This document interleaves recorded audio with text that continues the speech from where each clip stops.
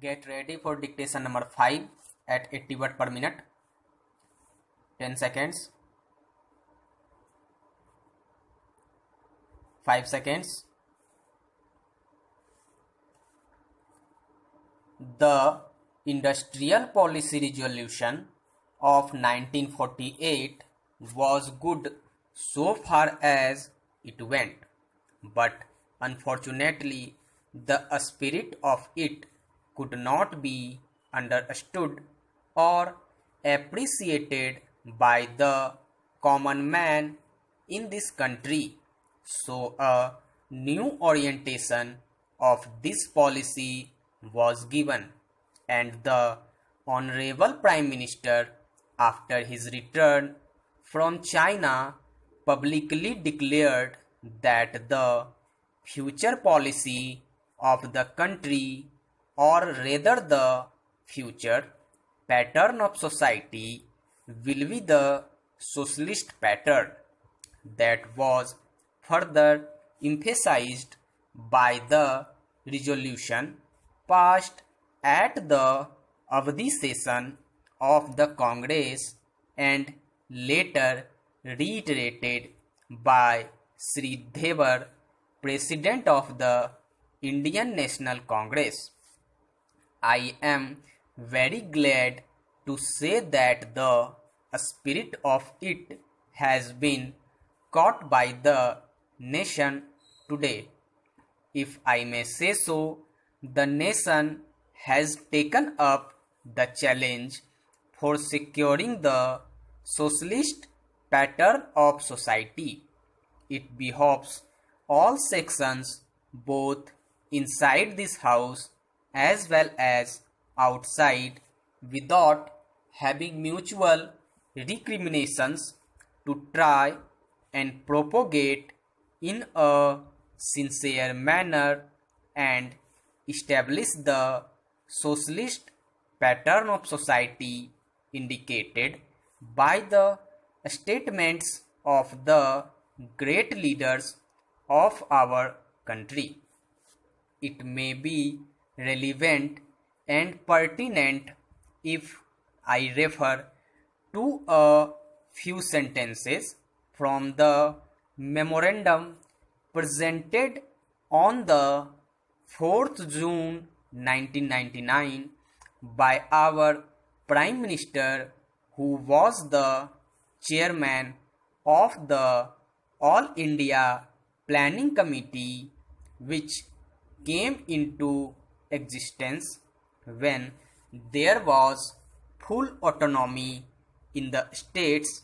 On pages 39 and 40 of that report, he stated, "It is clear that the drawing up of a comprehensive national plan becomes clearly an academic exercise with no relation to reality unless the planning authority or those to whom it is responsible are in a position to give effect to the plan.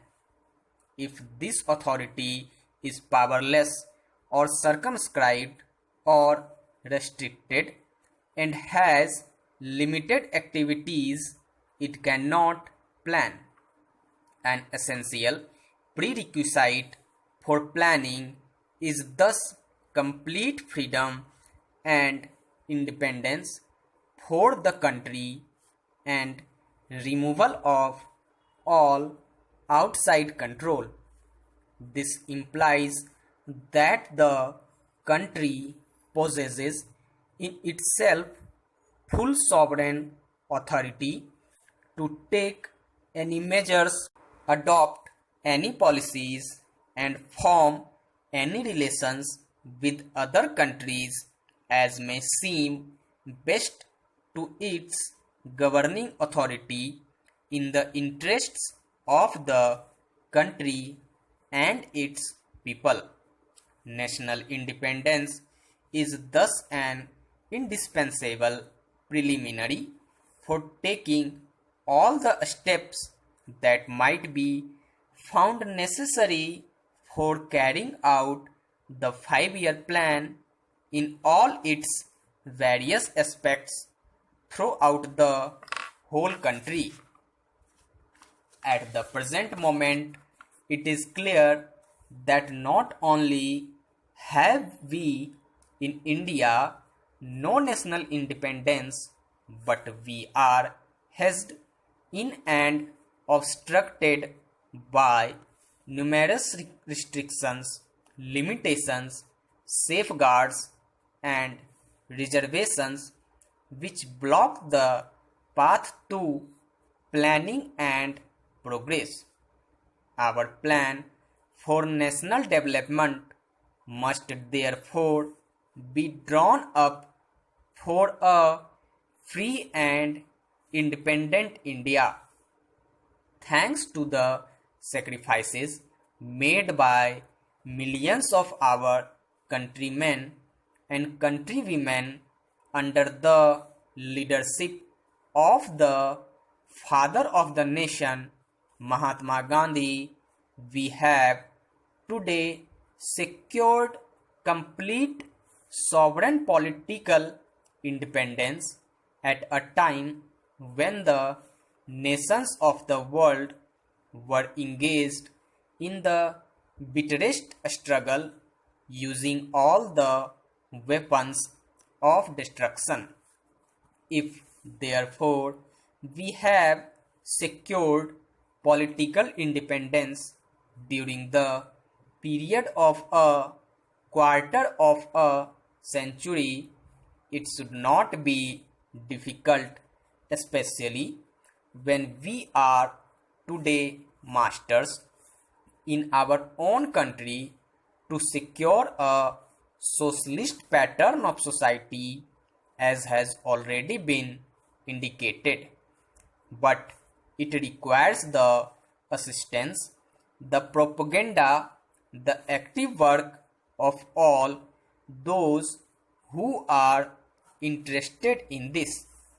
I am sure so long as my honorable friends, the minister, the deputy minister, and the other minister who represent the commerce and industry ministry can give us an assurance that the capitalist pattern would be avoided. Some of us who believe in a 100% socialist democracy give an undertaking that certainly totalitarian policy will not be introduced in this country, because we have believed all along during the fight that we have given to the British government when we secured political independence, that we shall try to maintain democracy undiluted and a socialist democracy at that. I am absolutely certain that in this country of ours, liberty of thought, liberty of speech, and liberty of action will be guaranteed to every citizen to express his views in the manner he pleases. I therefore assure my honorable friend that so long as we do not, in the garb of a socialist pattern, support a capitalist system, India will stand 100% for a socialist democracy. Now, luckily for us, the fundamental rights of the Constitution have declared that a citizen would be assured of many of the social amenities which will give reasonable comfort from the womb to the grave. But mere enunciation as I have said many times, will not satisfy the common man unless the saying is put into effect. I am absolutely certain, therefore, that so long as there is a determination on the part of our countrymen, we will be in a position to secure a socialist pattern of society. It is not even possible to draw up a plan on any other basis.